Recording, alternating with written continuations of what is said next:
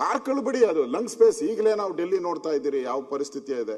ಬೆಂಗಳೂರು ಮುಂದೆ ಒಂದಿನ ಅದೇ ಪರಿಸ್ಥಿತಿ. ಒಂದೇ ನಿಮಿಷ ಕೂತ್ಕೊಳ್ಳಿ. ಅದೇ ಕೋರ್ಸ್ ಅನ್ನ ನಾವು ಶಿಫ್ಟ್ ಕೂತ್ಕೊಳ್ಳಿ. ಒಂದೇ ನಿಮಿಷ ಪಾರ್ಕ್ ಆಗಿ ಮಾತಾಡಿದ್ರಲ್ಲ, ನಾವೇನ್ ಮಾತಾಡಿಲ್ಲ. ಕೂತ್ಕೊಳ್ಳಿ ಆಯ್ತು. ಲಂಗ್ ಸ್ಪೇಸ್ ಬಗ್ಗೆ ನಮಗೆ ಬಹಳಷ್ಟು ನಿಮ್ಮಷ್ಟೇ ಕಾಳಜಿ ನಮಗೂ ಇದೆ. ಇದ್ದಿದ್ರೆ ಯಾಕೆ ಪಾರ್ಕ್ ನ ಮಾಡ್ತಾ ಇದ್ರಿ? ಕಾಳಜಿ ಇದ್ದಿದ್ರೆ, ಕಾಳಜಿ ಐತೆ ಅಂತ ಹೇಳ್ಬಿಟ್ಟು ಪಾರ್ಕ್ಗಳು ಮುಣಗಿಸೋದ? ಪ್ರಾಜೆಕ್ಟ್ ಮಾಡಿದಾಗ ಅದಕ್ಕೆ ಅನಿವಾರ್ಯವಾಗಿ ಅನಿವಾರ್ಯ ಎಲ್ಲಿ ಬರ್ತದೆ? ನೀವು ಬೇಕು ಅಂತ ಪಾರ್ಕ್ಗಳನ್ನ ಗುರುತು ಮಾಡಿದ್ದೀರಾ, ಬೇಕು ಅಂತ ಪಾರ್ಕ್ಗಳನ್ನ ಗುರುತು ಮಾಡಿರೋದು ನೀವು. ಉಪಮುಖ್ಯಮಂತ್ರಿ ಬಂದು ಉತ್ತರ ಕೊಡ್ತಾರೆ, ಕೊಡ್ಲಿ.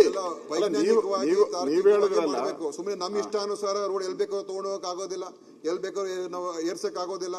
ಅದಕ್ಕೊಂದು ಸೈಂಟಿಫಿಕ್ ಆಗಿ ಮಾಡಬೇಕು, ಪ್ರಾಕ್ಟಿಕಲ್ ಆಗಿ ನೋಡ್ ಮಾಡಬೇಕು. ಅದ್ರ ಮಾಡಿದಾಗ ಕೆಲವು ಒಂದು ಸಮಸ್ಯೆಗಳು ಬಂದೇ ಬರ್ತದೆ. ಒಂದು ಏರ್ಪೋರ್ಟ್ ಮಾಡ್ಬೇಕಾದ್ರೆ ನೀವೆಲ್ಲ ಅಕ್ವೈರ್ ಮಾಡಲ್ವಾ ರೈತರ ಭೂಮಿ? ಅವಾಗ ಯಾಕೆ ಅಕ್ವೈರ್ ಮಾಡ್ಬೇಕು ರೈತರ ಭೂಮಿನ? ಮಾಡಬೇಡಿ.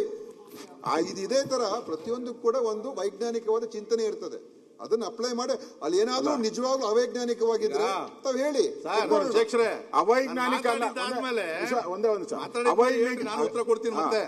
ಅವೈಜ್ಞಾನಿಕ ಅಂತಲ್ಲ, ಅದೇನೋ ಮಾರಿ ಕಣ್ಣು ಓರಿ ಮೇಲೆ ಅಂದಂಗೆ ನೀವು ಬಿರಿ ಪಾರ್ಕ್ಗಳ ಮೇಲೆ ಯಾಕೆ ಮಾಡ್ತೀರಾ? ಕೆರೆಗಳ ಮಾಡ್ತೀರಾ? ಬೇಕಾದಷ್ಟು ಜಾಗ ಐತಲ್ಲ, ಪ್ರೈವೇಟ್ ಜಾಗಗಳು ಅಕ್ವೈರ್ ಮಾಡ್ಕೊಳ್ಳಿ.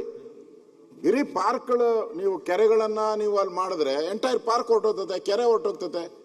ನೀವು ಅಲ್ಲಿ ಟನಲ್ ರೋಡ್ ಮಾಡ್ಕೊಂಡ್ರೆ ಕೆರೆ ಪಕ್ಕದಲ್ಲಿ ನೀರಲ್ಲಿ ಶೇಖರಣೆ ಆಗ ಸಾಧ್ಯ ಇರ್ತದೆ. ಸಮುದ್ರ ಕೆಳಗಡೆ